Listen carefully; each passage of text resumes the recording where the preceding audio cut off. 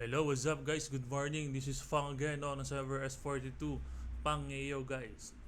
Ayun nga. Nagulat ako no, nakaraan lang dinidiscuss ko yung CSC no, Celestial Chamber no. Para to dun sa para to dun sa style. 'Di ba? Nakaraan warp no, 'di ba? Inaano ko siya nakaraan. Dinidiscuss ko siya, 'di ba? Kung maaalala nyo yung previous video.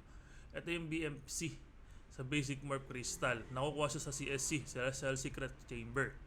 So ito na nga, binuksan na nga ni MU Monarch C ang ating inahihintay, no? Hindi natin sure kung, alam ko kung may stats ba tong bigay or costume lang talaga, no? So comment kayo dyan kung ano ideas nyo. Ito na, yung Basic Morph Crystal, yung BMC, kung tinatawag. Nakukuha yan dito. Kung mapapansin nyo, pagka nasa basic ka, makakuha pa rin naman. Oo. Same lang. Almost same lang. Bakit? Halos konti lang naman yung difference eh. Hindi ka nga lang makakuha ng, ng WMS para to sa weapon, no? Wala kasi siya dito sa basic. So, ayun lang hindi niya naging pair. Pero kung mapapansin nyo kung pupunta tayo dito, lamang lang siya ng 5 soul. Siyempre, automatic.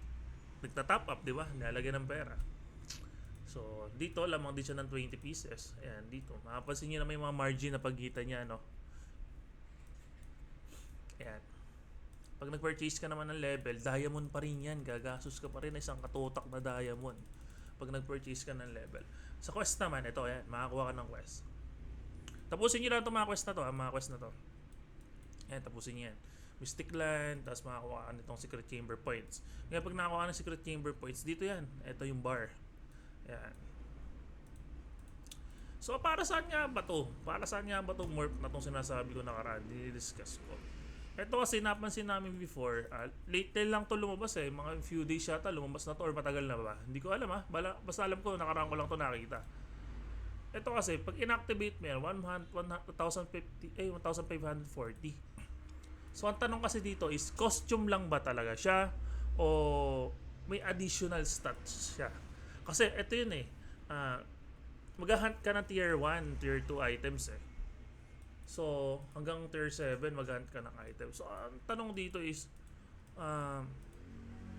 costume lang ba talaga siya? Kasi kung costume lang talaga siya at wala siyang bigay na additional stats o kahit ano man, napaka-useless nun para sa akin Walang kwenta yon kasi putik, i-activate mo yan tapos magagastos ka ng BMC saka gagastos ka ng WMS. Tapos ito pa pala isa available kung saan ba to. Hindi natin alam kung ano to eh. Wala pa kasi ito talaga. Kasi sa Korea daw, sabi ng friend ko, costume lang daw to. Pero sabi naman ng iba, may additional stats daw. Hindi natin sure, di ba? So kung gusto nyo subukan, pwede naman. Kung ayaw nyo, okay lang naman din. At least ako sinabi ko, ni-remind ko lang sa inyo na kung para saan siya, ano ang purpose niya sa makikita. Kasi para sa akin, ang predict ko kasi, hindi naman maglalagay si MU Monarch C ng hindi naman maglalagay si MU Monarch C ng ganyan kung walang benefit sa player, 'di ba? Kung walang dagdag strike, walang dagdag na kahit ano. Hindi naman siya maglalagay siguro ng ganon. Kasi ang awkward naman nun, sabi ko, nasa isip ko nga din, sabi ko, gagastos ka para sa ganon, no? Tapos biglang wala ka naman makapala, no? No? Gagastusan mo yan eh. Pag in-unlock mo yan, dalawa pipiliin mo eh. Gusto mo agad mag-level 25, bili mo yung $50. Oh. Gusto mo ipa-level, bili mo itong unlock. Elite. Diba? So, ang weird. So, malalaman natin yan pagka meron na nakapag-unlock, no? Or pag na-unlock ko na. Ganun na lang. Ipopost ko na lang dyan sa YouTube channel natin. Then, malalaman natin kung ano purpose niya, no? So, maraming salamat guys. This is Fang again ng server S42. Gamit natin lagi sa iyo, no? So, kita-kits tayo dito. Then, yung Fang natin, level 300 na, no? For sure, 300 na to. Ayan, 300 na siya today. So, nakakatawa naman. So, ayun nga. Gusto nyo maglaro sa server na to, PM nyo lang ako. Bigyan ko kayo ng key. Maraming salamat.